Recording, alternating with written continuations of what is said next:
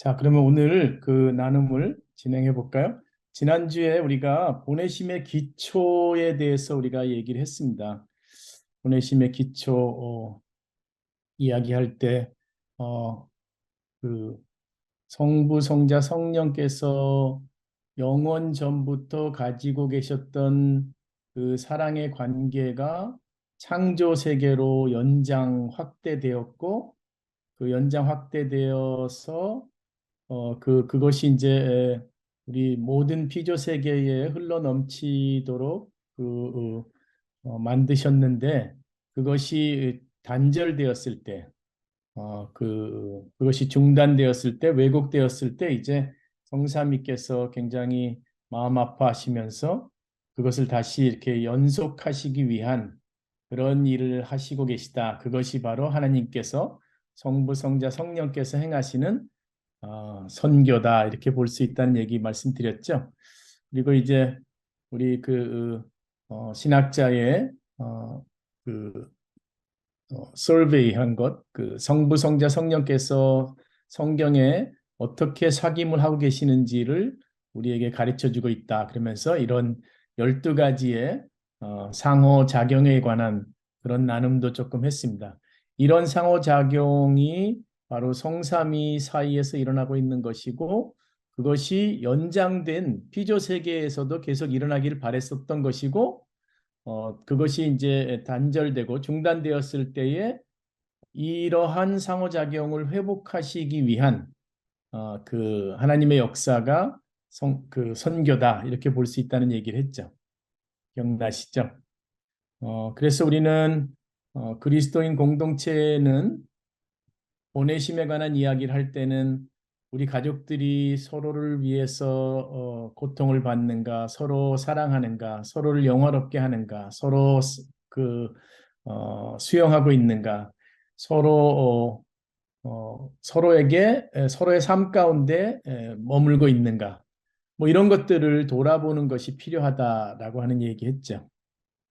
그러면서 이제 초대교회 이야기 잠깐 했습니다. 그 초대교회 그리스도인들은 깊이 깊이 사랑하는 그런 사람들이었다. 그들은 사랑의 공동체라고 하는 것을 비그리스도인들이 외부에서 봤을 때에도 그렇게 표현을 했다라고 하는 것을 역사 문서를 통해서 봤죠. 그러니까 삼위 하나님의 사랑의 공동체의 그 본질을 유지하고 그리고 또 충만케 하려고 하는 그런 마음이 초대교회 공동체 안에는 분명하게 있었던 것 같다. 그러면서 이제 그러면 우리는 뭐 이런 질문을 하는 그런 묵상의 시간을 가졌죠. 그렇게 해서 이제 초대교회의 이야기를 마무리로 그 삼위일체 하나님과 그 보내심의 기초에 관한 이야기를 했습니다. 그러니까 이제 삼위일체 하나님의 그 긴밀한 사귐이 그 예수 그리스도의 보내심의 기초였다라고 하는 얘기를 했는데요.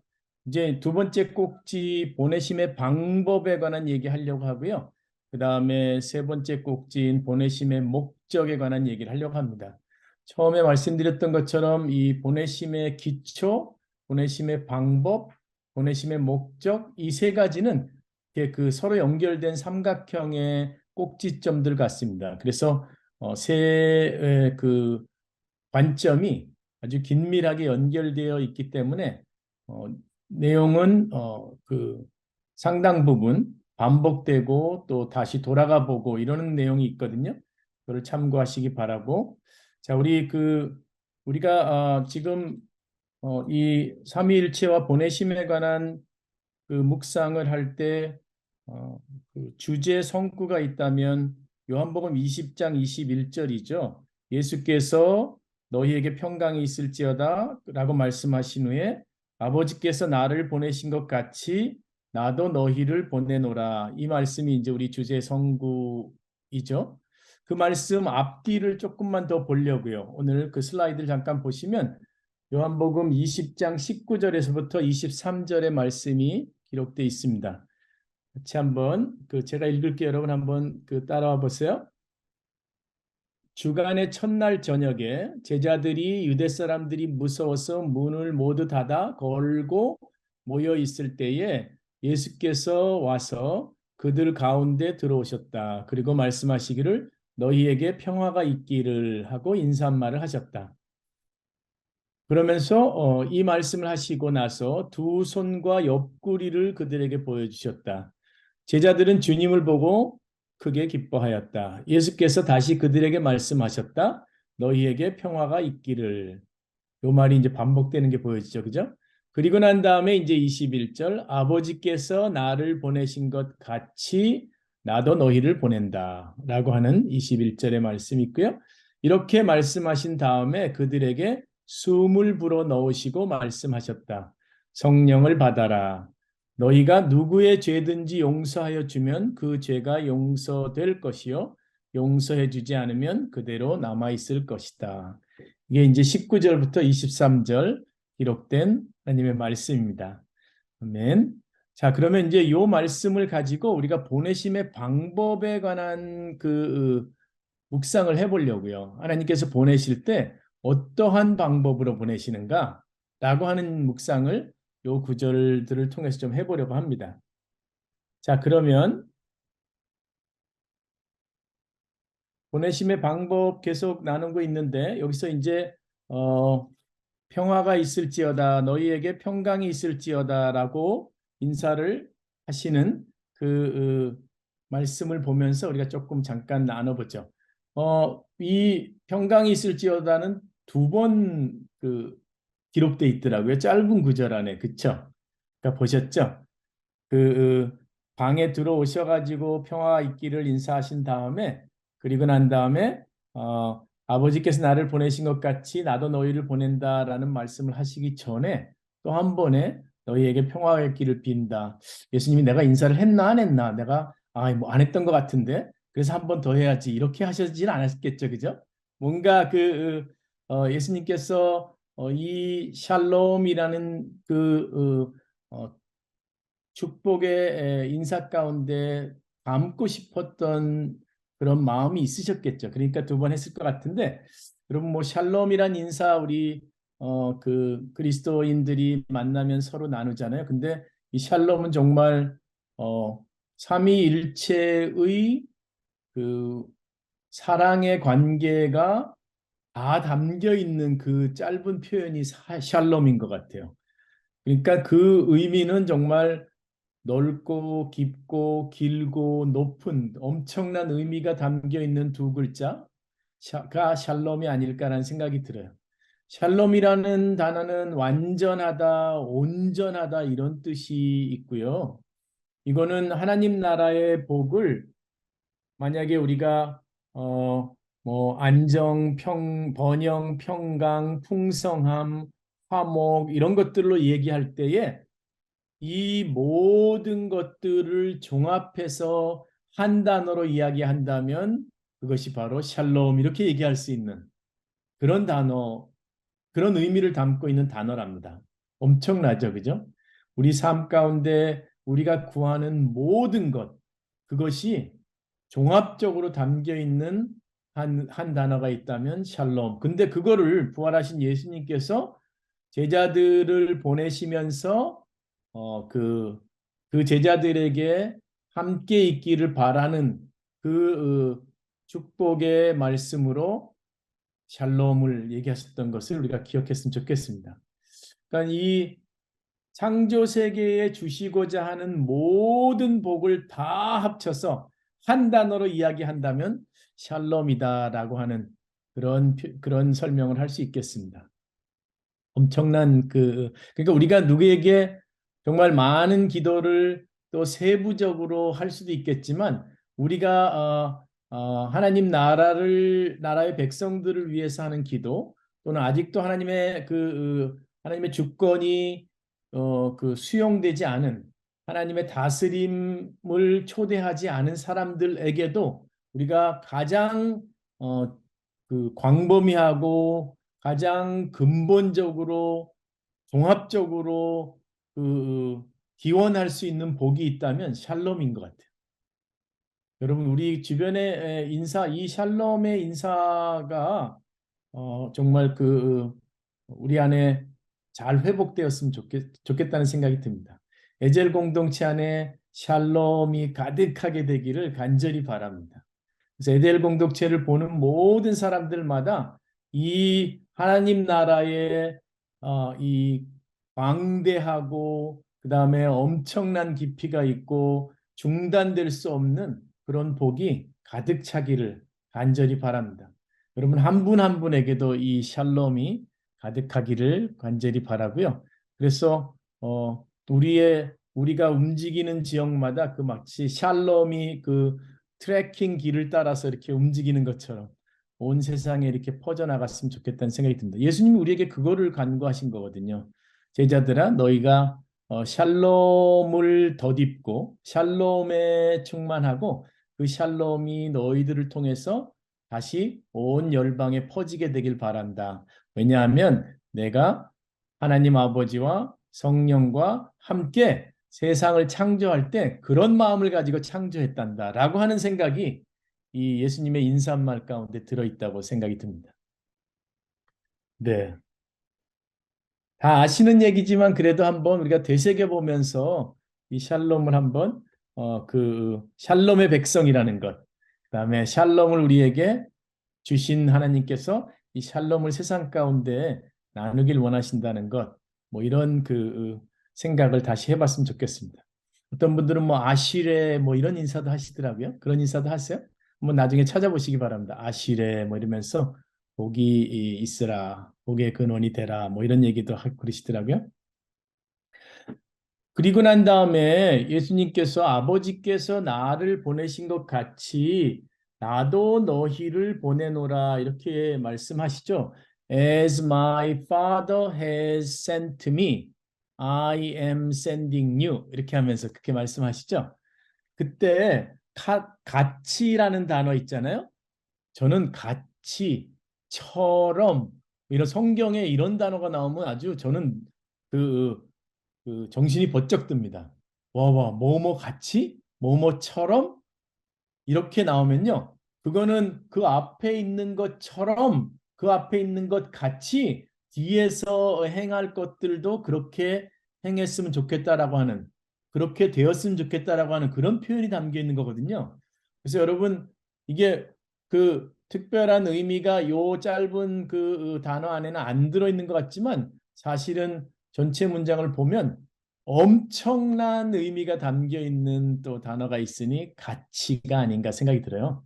그리고로는 카토스 이렇게 얘기합니다. 카토스.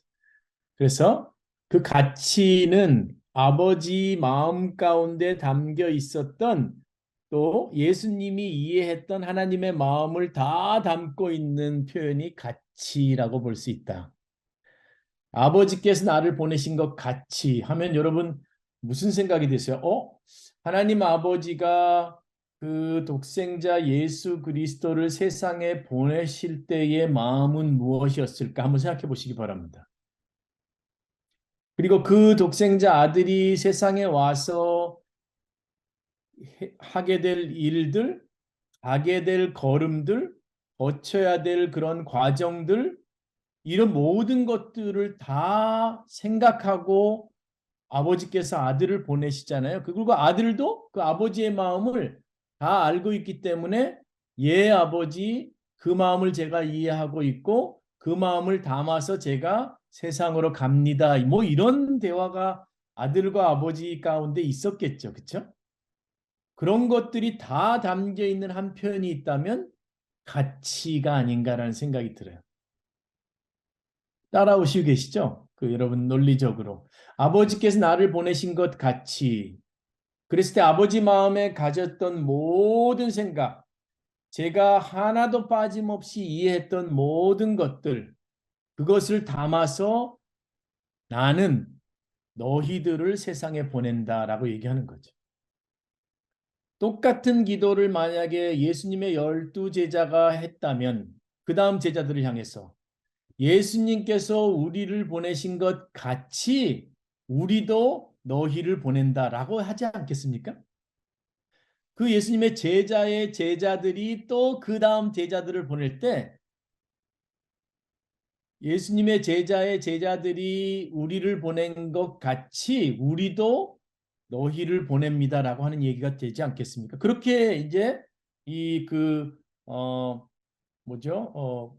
물결이 연결되고 연결돼 가지고 파도가 연결되고 연결돼 가지고 온다면 이제 우리 때까지 오는 거죠. 우리의 스승도 우리를 이 그리스도의 제자로 삼아 줬던 그리스도의 제자가 되게 해줬던 우리의 스승도 똑같은 얘기를 한 거죠. 예수 그리스도가 첫 번째 제자들을 보내셨던 것처럼 나도 너를 그러면서 우리의 이름을 담아가지고 그쵸? 세상에 보낸다라고 얘기하겠죠.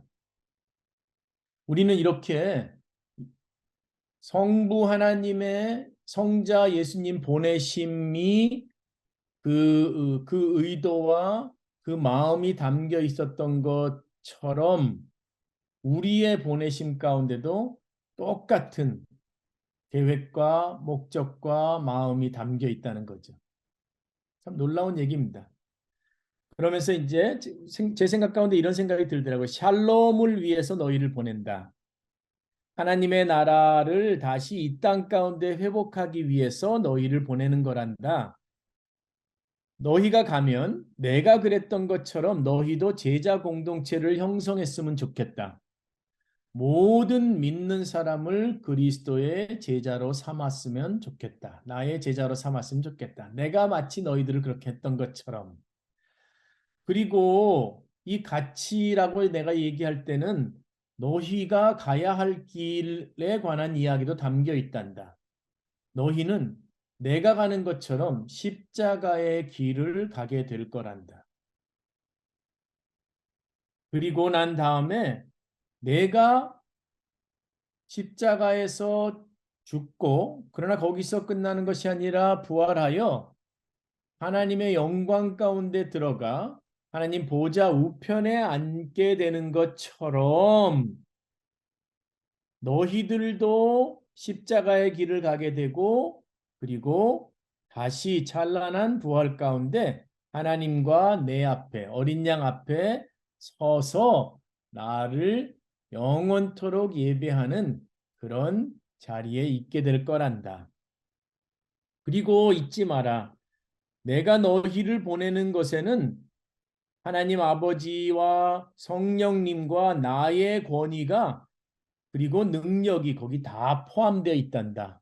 그러면서 이제 마지막에 너희가 누구의 죄든지 용서해 주면 그 죄가 용서될 것이고 용서해 주지 않으면 그대로 남아 있을 것이다라고 하는 마치 성부, 성자, 성령께서 가지고 계시는 그 권위를 그대로 제자들에게 옮겨 주시는 듯한 권위 위양이죠. 그렇죠?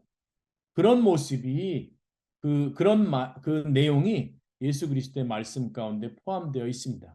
우리가 예수 그리스도가 됐다는 것은 아니지만 우리가 성삼위의 에스테러스에 도달했다는 건 아니지만 그분들이 이 땅 가운데 죄를 용서하고 하는 권위를 제자들에게 위양해 주신 그 말씀이 여기에 담겨 있는 거예요. 그런 표현이 가치 가운데 들어 있습니다. 여러분 그 아버지께서 나를 보내신 것 같이 나도 너희를 보내노라라고 하는 그 한 문장을 주고 여기에 담겨 있는 가치에 담겨 있는 의미를 써 보시기 바랍니다라고 하면 여러분 한 최소한 한 그 A4 용지로 한 2장 정도는 쓰실 수 있어야 될 것 같아요. 그렇지 않으십니까? 하나님께서 예수 그리스도를 보내신 것 같이 예수 그리스도께서 제자들을 보내신 것 같이 우리를 보내시는 분, 애제를 보내시는 분 이런 묵상이 이 안에 담겨 있는 거죠. 이해가 되셨죠? 보내신 방법은 이런 방법입니다. 예수님이 이 땅에 오신 것처럼 제자들을 또 그렇게 똑같이 보내신다. 그리고 난 다음에 예수님께서는 이제 성령을 받아라라고 하는 말씀을 하시죠. 성령을 받아라. 너희에게 성령이 임하게 될 것인데 그 성령을 받아라. 이 성령을 받아라라는 그 요한복음 그 20장의 말씀 가운데는 이런 묵상도 되는 것 같아요. 우리를 지으시고 생기를 불어넣으심으로써 우리에게 생명을 주셨던 것이 상기되는 그런 표현이 바로 성령을 받아라라는 거죠. 우리의 거듭남, 새로워짐 이런 것들이 이제 이 안에 있고 그 다음에 성령을 받는 것은 연합의 의미도 있죠. 그죠? 우리 찬양 인도하신 우리 목사님께서 연합이라는 단어를 몇 차례 쓰시더라고요. 오늘 성삼위의 연합이 성령을 받는 사람들 가운데 일어나게 되는 거죠. 성령이 임하셨으니까 이런 것들 창조하신 장면이 연상되면서 우리를 새롭게 창조하시는 모습이 연상되는 것이 바로 이 성령을 받아라라고 할 수 있습니다. 뭐 그 모든 사람들에게 에스겔서 37장이 연상될 것 같아요.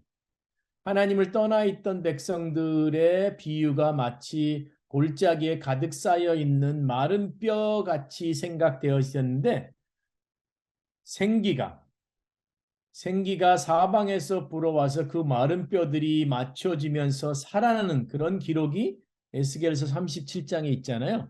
마치 그런 것처럼 예수님께서 우리에게 보내주시는 성령은 마치 우리가 하나님의 피조물로서 원래 만들어졌던 피조물의 위치와 본질을 회복해 하시는 그런 말씀이 바로 생기를 받아라, 성령을 받아라라는 말씀이죠. 그 안에는 이런 의미가 포함되어 있는 것 같아요. 새로운 창조 가운데 너희를 원래 창조했을 때 의도되었던 그 아젠다를 수행하는 그런 역할을 다시 너희가 맡게 되는 것이란다. 최초의 인간은 피조 세계 전체를 다스리는 책임을 위임받았죠. 그렇죠? 그랬을 때 이제 너희가 내가 불어넣는 성령을 받게 됨으로써 너희들에게 임한 그 하나님의 나라를 너희가 완성하는 일을 맡게 되는 것이란다. 그 일을 맡게 될 뿐만 아니라 그 일을 감당할 수 있는 능력도 권위도 신분도 얻게 되는 것이란다. 이런 얘기를 하시는 거죠. 성령을 받는다라고 하는 것은 무슨 능력이나 도구를 받는 측면이라고만 생각하기보다는 삼위 하나님의 실존이 우리 삶 가운데 들어온다라고 볼 수 있는 거예요. 그러면 이제 능력도 신분도 이런 것들도 그 안에서 이제 자연스럽게 이렇게 릴리즈 되는 거죠. 그렇죠? 그러니까 우리가 성령을 구할 때에는 어떤 우리 삶의 문제의 해결을 위한 성령을 구하는 걸로 이렇게 제한되게 보지 말자는 얘기죠. 그거보다는 훨씬 더 광범위한 삼위일체 하나님의 being이, presence가, 임재가 우리 안에 있게 된다는 그런 얘기죠. 굉장히 우리가 이렇게 자존감이 회복되는 것 같지 않습니까? 굉장히 우리의 뭐라 그럴까요? 우리의 왜 어떤 옛날에 이런 표현이 있었어요. 만약에 이런 펜을 하나 사게 되면은 이 펜을 의 가치는 이 펜을 사기 위해서 치른 값을 가지고 가치를 얘기하잖아요. 이거는 10,000원짜리야. 이거는 뭐 얼마짜리야 이런 것처럼. 우리의 가치는 삼위일체 하나님의 가치란 얘기입니다. 대단히 높은 가치죠. 그죠? 세상이 비교할 수 없는 가치가 우리의 가치죠. 우리가 그렇게 그 가치 있는 하나님의 보내심을 받은 백성들이라는 것. 원래 창조를 그렇게 하셨는데 그것이 상실되었다가 회복되는 장면이 이런 그 말씀들 가운데 있는 거죠. 그러니까 제자들을 파송하면서 제자들이 파송을 받으면서 성령님을 통해서 삼일체 하나님과의 지속적인 동행, 임재, 연합이 약속되는 모습이 성령을 받아라라고 하는데 있습니다. 깊은 감동이 있죠? 그렇죠. 그렇습니다. 자, 이제 샬롬의 인사, 그 다음에 아버지께서 나를 보내신 것 같이 나도 너희를 보낸다 할 때 그 같이, 그 다음에 성령을 받아라 라고 하는 그 묵상을 통해서 하나님의 보내심의 방법은 이런 방법입니다. 예수님을 보내셨던 것처럼. 그리고 성부 성장의 권위, 성부 성자 성령의 임재와 권위가 다 위임되는 것이었습니다. 그리고 하늘나라의 지고한 복이 우리에게 다 임하기를 바라셨고 그것이 세상 가운데 흘러가기를 바라셨습니다. 그게 하나님의 성삼위의 보내심의 방법입니다. 라고 이제 정리해 볼 수 있겠죠. 그게 이제 보내신 방법에 나누고 싶었던 얘기고 제가 이제 초대교회의 이야기를 스토리 인 스토리처럼 나눈다고 했잖아요. 오늘은 어떤 얘기 해보고 싶었냐 하면요. 초대 그리스도인들의 삶은 이런 특징이 있었습니다. 초대 그리스도인들의 삶에 대해서는 주변의 사람들이 많이 궁금해했습니다. 그리고 설명을 요청하는 경우가 참 많았습니다.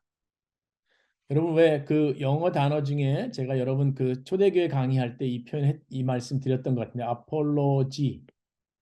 아폴로지라는 단어는 그 우리가 흔히 아는 의미는 apologize 그러면 사과하다 뭐 이런 뜻이거든요. 그렇잖아요. apologize 그러면 I apologize you 그러면 사과하다 이런 말인데 그, 그 뜻이 있고요. 두 번째 뜻은 어, 설명 이런 뜻이 있습니다. apology가. 그래서 초대교회 그리스도인들의 삶에 대한 연구를 한 책을 보면 이런 표현이 나옵니다. 초대교회 그리스도인들의 삶은 설명을 요구받는 삶이었습니다. Their lives invited apology 이런 표현을 해요. 주변 사람들이 와서 물어보는 거예요. 너희는 왜 그렇게 살아? 왜 그런 결정을 내리는데? 왜 그런 일들을 하는데? 라고 이방인들이 로마 시대의 많은 비그리스도인들이 그리스도인들에게 와서 물어봤다는 얘기죠. 그래서 제가 두 번째 이런 표현을 쓴 겁니다. 그리스도인으로서 우리의 삶을 주변 사람이 궁금해하지 않는다면 그것은 어떤 뜻이냐 하면 우리가 살고 있는 문화에 너무 많이 동화되었다는 거죠. 우리가 두드러지는 게 없는 거죠. 그냥 그 문화에 잘 순응돼 있고 잘 뭐랄까요? 밍글링 잘 이렇게 버무려져 있기 때문에 티가 나지 않는 거죠. 그렇기 때문에 사람들이 궁금해할 게 없는 거죠. 뭐 쥐가 사는 모습이나 내가 사는 모습이나 비슷하지 라고 하는 거죠. 그러나 누구에게 야 너희들은 왜 버려진 아이를 입양해서 키워? 너희들은 왜 가난해 가지고 장례를 치를 수 없는 사람들의 시체를 데려다가 위험 있는 장례를 치러줘? 너희들은 왜 전염병이 창궐한 지역에서 떠나지 않고 거기에 남아 가지고 병에 걸린 사람들을 돌보다가 같이 죽어가고 고통을 받아? 너희들은 왜 가난한 사람들과 과부들과 고아들을 보면 너희도 살기 만만치 않은데 왜 그 사람들을 돕는 거야? 도대체 어디서 그런 마음이 생기는 거야? 왜 그러는 거야 도대체? 나한테 좀 설명 좀 해봐. 라고 하는 그런 질문을 끊임없이 받았던 사람들이 있었으니 초대교회 그리스도인들이었다는 얘기죠.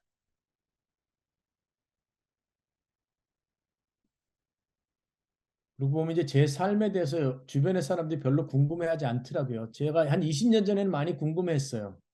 야, 너 뭐 직장 괜찮은 거 다니고 또그 이민자로서는 평범하지만 그래도 잘 나가는 성공적인 삶을 사는 것 같은데 왜 30대 중반에 티네이저들 딸을 두고선 뭐 선교사로 가겠다고 하는 거야? 도대체 왜 그러는 거야? 설명 좀 해봐.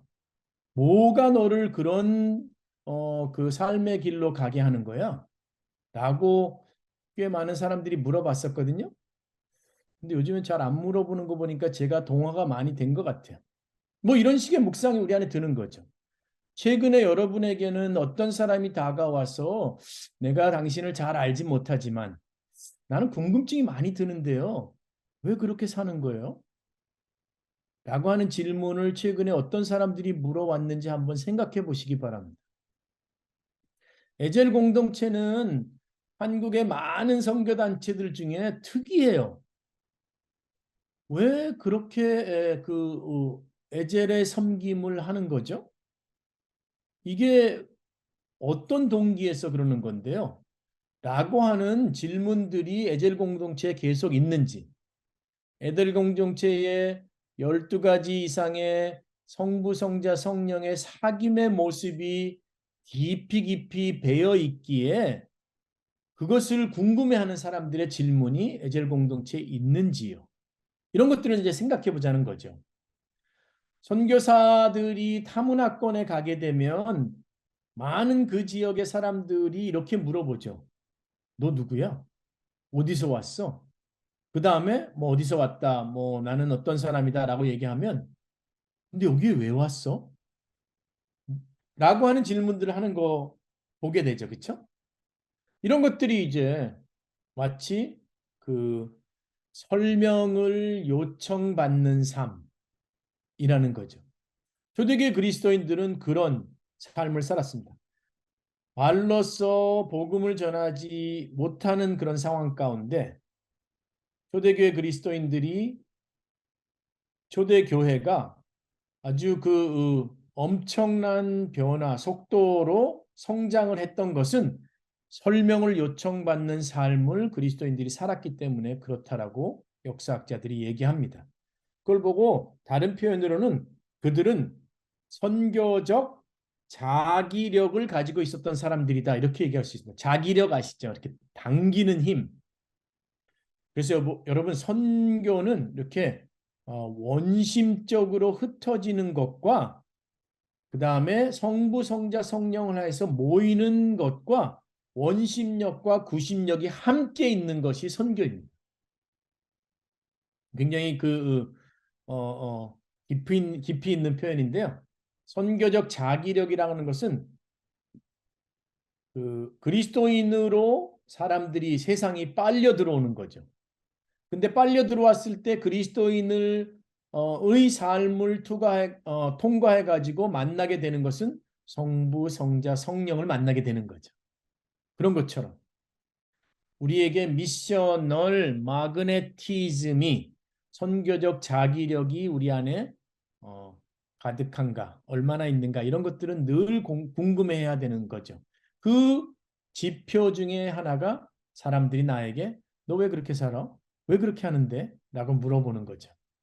이건 삶의 모든 면에서 적용되는 얘기입니다. 자녀를 키울 때 왜 그렇게 키워? 너는 시간을 쓰는데 왜 그렇게 써? 너는 왜 뭐랄까요? 재정 사용에 있어서도 뭐 등등등 삶의 모든 양태, 삶의 모든 면에서 우리가 세상 사람들의 질문을 받는 그런 삶을 살고 있는지를 돌아봐야 되지 않겠느냐라고 하는. 그래서 우리의 정체성은 이런 표현하죠. 거주 나그네. 이런 표현 익숙하신가요?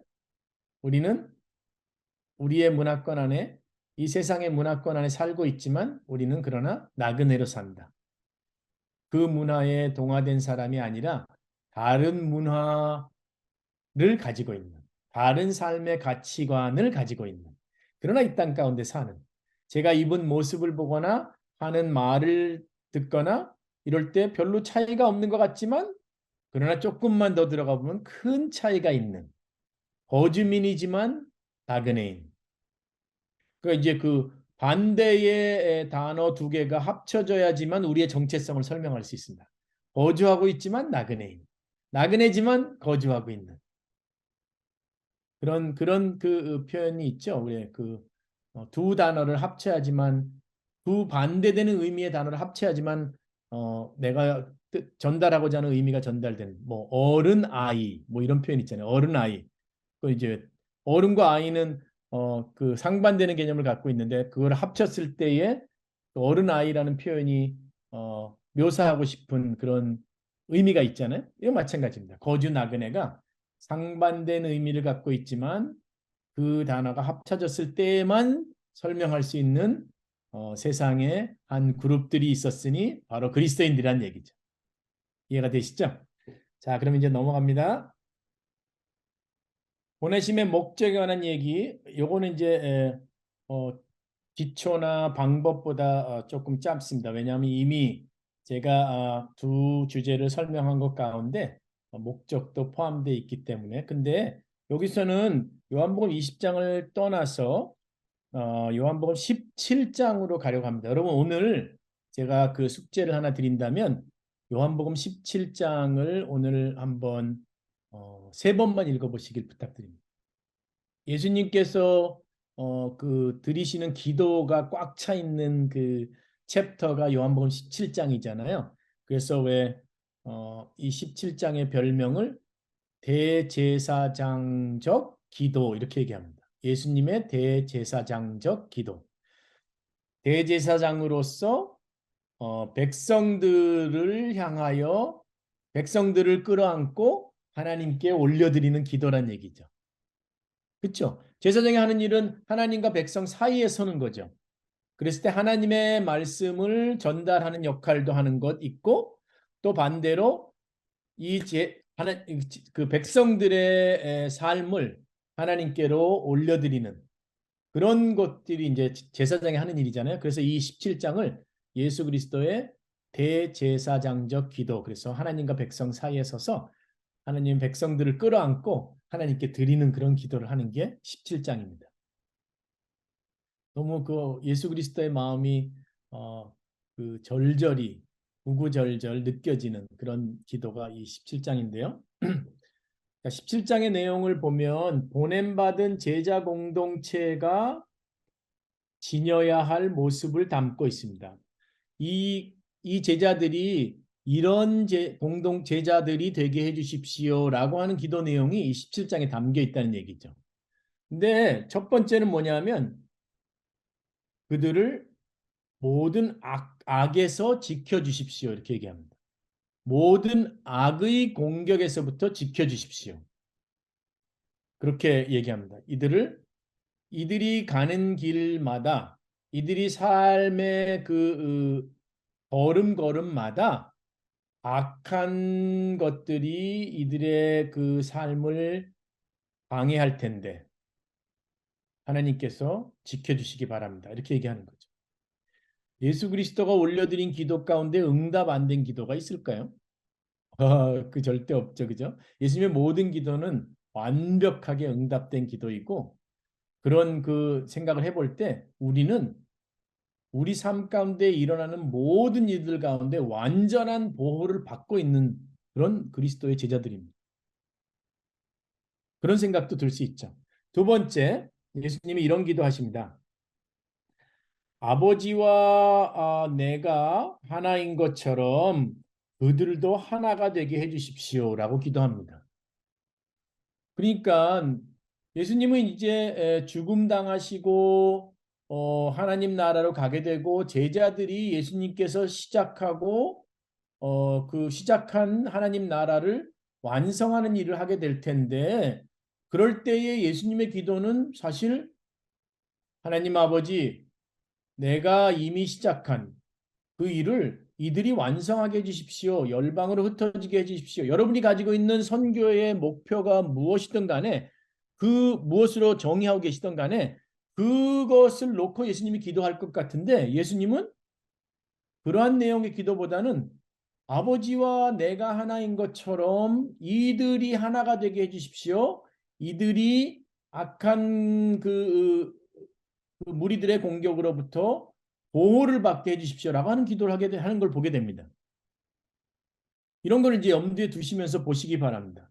제 생각에 우리는 많은 경우에 복음 전도는 개인적인 행위라고 생각하거든요. 내가 누구에게 복음을 잘 정리해서 전달을 하게 되고 그 사람이 그 전달된 메시지를 수용하느냐 안 하느냐 하나님 안에서 그런 일이 일어나는 것이 복음 전도다라고 생각하는데 제가 생각하기에 예수님의 이런 기도를 보면 복음 전도는 개인적인 행위에만 국한되는 것이 아니라 공동체적인 행위라는 생각이 들어요. 그것은 그들이 하나가 되는 것. 이런 공동체적인 행위 가운데 복음 전도는 공동체의 삶의 양태로 드러나게 된다는 얘기죠. 그런 생각이 저한테 많이 듭니다. 다른 말씀은 이런 말씀이 있잖아요. 너희가 서로 사랑함으로써 너희가 내 제자인 줄 세상에 알리라. 그러니까 내 제자인 것을 세상에 알게 되고 너희 제자들의 공동체에 자기력에 빨려 들어오게 되는 것은 너희가 사랑하기 때문에 그 일이 가능한 거란다. 이런 얘기를 하는 거죠. 그래서 여러분, 저는 이런 깨달음이 있었습니다. 이게 하나가 되거나 기쁨이 차고 넘치거나 진리로 거룩하게 되거나 이런 것들은 다 파송받는 무리들이 파송을 받아서 파송지에서 파송된 목적을 완성하기 위해서 필요한 것들 수단이라고 생각했던 거죠. 하나가 되거나 기쁨이 넘치거나 진리로 거룩하게 되거나 이런 것들이 수단이라고 생각했는데 그것을 수단이라고만 생각하는 것보다 우리의 해석을 이해를 바꿔야 된다는 얘기죠. 그것 자체가 하나가 되고 기쁨이 넘치고 진리로 거룩하게 되는 것 자체가 증거적 삶이라는 얘기죠. 그런 얘기를 제가 하고 싶었습니다. 그러니까 보내심의 목적이 복음을 전하는 것이다라고 하는 것이 틀린 말은 아니지만 그러나 그것과 더불어 복음을 전하는 것만이 보내심의 목적이라고 생각하는 것은 보내심에 대한 협소한 이해라고 생각한다는 그런 제안을 여러분에게 드리면서 하나가 되고 그 다음에 기쁨이 넘치고 진리로 거룩하게 사는 공동체 자체가 보내심의 목적의 일부이고 그럴 때에 보내심의 목적은 성취됩니다라고 하는 얘기를 하고 싶은 거죠. 그럼 내가 아무것도 안 해도 진리와 기쁨과 하나됨만 있으면 복음이 증거되느냐? 라는 질문 가운데는 여러분 스스로가 대답해야 될 것 같아요. 저는 예스라고 대답하고 있는 거죠. 그렇죠? 근데 여러분은 어떻게 대답하실 것인지를 스스로 한번 묵상하시면서 자신의 답을 정리하셔야 된다고 생각합니다. 제가 이미 설명을 요청받는 삶, 이런 거를 이제 하나의 역사적인 증거물로 제시를 했잖아요. 근데 여러분이 속한 이 상황 가운데, 시대 가운데 그것이 동일하게 긍정적인 답변으로 나에게 대답이 되는가 이런 걸 생각해 보시자는 얘기죠. 오케이. 다 끝났습니다, 이제. 그래서 이제 이 슬라이드는 사실 앞에 세 강의를 정리하는 슬라이드인데요. 제가 한번 읽어볼게요. 시간도 다 됐네요. 그렇죠? 자, 우리가 보내심의 기초와 방법을 통해 목적을 생각해 보고 있는데, 자, 이제 정리하면 성삼위의 사귐의 연장으로 창조되었고, 그 사귐을 회복하기 위해서 이스라엘이 선택되었고, 또한 그리스도가 세상에 오셨으며, 그리스도는 이 회복을 위해 우리를 선택하셨고, 교회를 세우셨습니다. 교회는 또는 에젤 공동체는 그리스도인의 모임은 성삼위의 사귐을 세상 가운데서 회복하기 위한 공동체입니다. 예수님이 보내심을 받았던 것 같이 나왔죠. 우리도 보냄을 받고 있고 그것은 하나님의 나라를 세상에 다시 일구셨던 것처럼 예수님이 하나님 나라를 세상에 다시 일구셨던 것처럼 우리도 세상에서 하나님 나라를 일구어가는 것입니다. 하나님 나라를 일구어가는 백성들은 진리 안에 머물러야 하고 거룩함을 유지하여야 하고 기뻐하여야 하고 하나가 되어야 합니다. 그럴 때에 하나님 나라는 우리 안에 이루어진 것이고 우리 안에 이루어졌음이 증명되는 것이고 그럴 때 세상으로 확산되어 나아갑니다. 그랬을 때 제 생각엔 방법과 목적은 분리할 수 없습니다.